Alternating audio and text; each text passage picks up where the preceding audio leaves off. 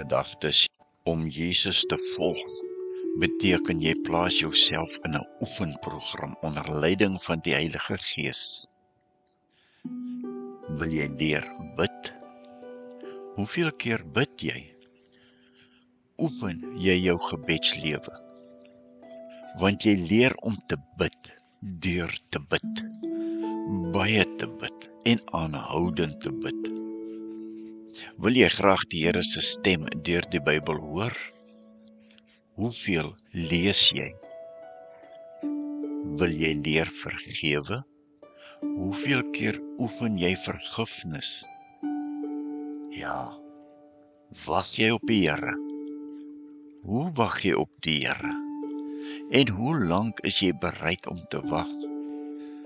Ons hoor daar in Psalm 27:14, wag op die Here. Wees sterk en laat jou hart sterk wees.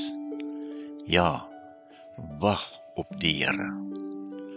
Onse Vader, U onwrikbare getrouheid bring altyd aan ons hoop en blydskap.